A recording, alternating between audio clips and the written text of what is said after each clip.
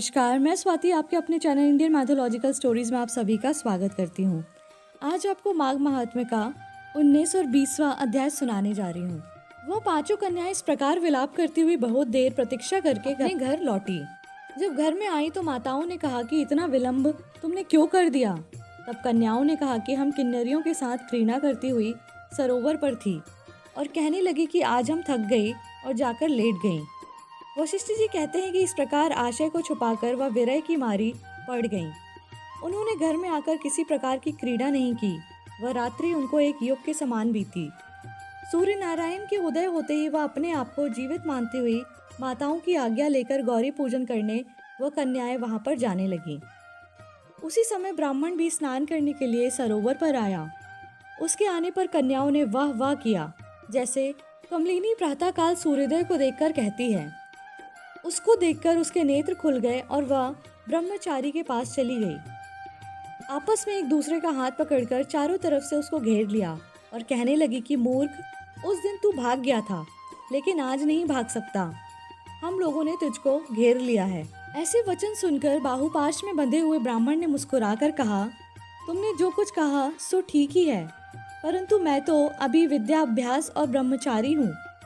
गुरुकुल में मेरा विद्या अभ्यास पूरा नहीं हुआ है।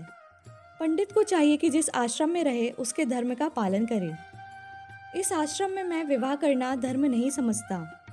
अपने व्रत का पालन करके और गुरु की आज्ञा पाकर ही विवाह कर सकता हूँ, उससे पहले नहीं कर सकता।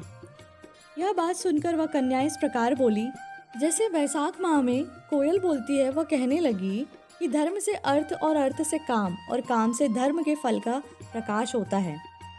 ऐसा ही पंडित लोग और शास्त्र कहते हैं। हम काम सहित धर्म की अधिकता से आपके पास आई हैं, सो आप पृथ्वी के सब भोगों को भोगिए। उस ब्राह्मण ने कहा कि तुम्हारा वचन सत्य है, किंतु मैं अपने व्रत को समाप्त करके ही विवाह कर सकता हूँ, पहले नहीं कर सकता। तब वे कन्याएं कहने लगी कि तुम मूर्ख हो।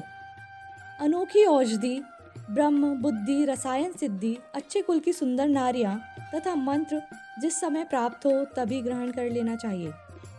कार्य को टालना अच्छा नहीं होता। केवल भाग्य वाले पुरुष ही प्रेम से पूर्ण, अच्छे कुल से उत्पन्न, स्वयं वर चाहने वाली कन्याओं को प्राप्त होते हैं। कहाँ हम अनोखी नारियां, कहाँ आप तपस्वी बालक। यह बेमेल का मेल मिलाने में विधाता की चतुराई ही है। इस कारण आप हम लोगों के साथ गंधर्व विवाह कर लें।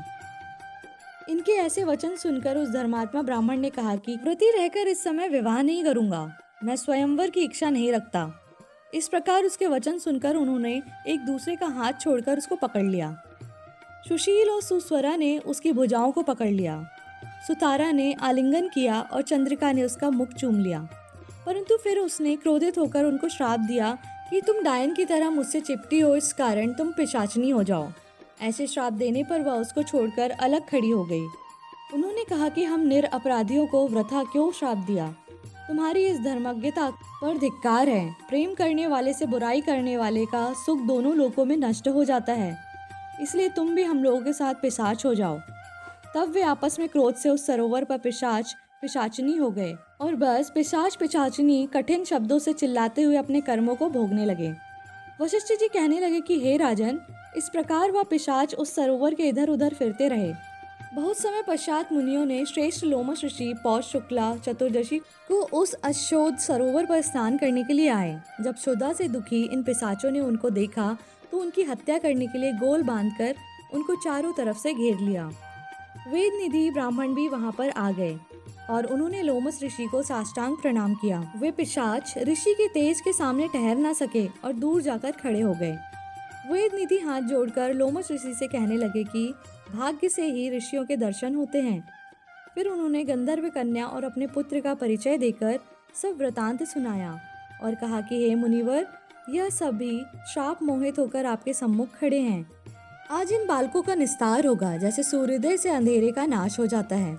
वशिष्ठ जी कहने लगे कि पुत्र के दुख से दुखी हुए वेद निधि ब्राह्मण के ऐसे वचन सुनकर लोमस ऋषि के नेत्रों में जल भर आया और वेद निधि से कहने लगे कि मेरे प्रसाद से बालकों को शीघ्र समृद्धि पैदा हो और मैं उनका धर्म कहता हूँ, जिससे इनका आपस का ज्ञान विलीन हो जाएगा। इसी से यह अध्याय समाप्त होता है।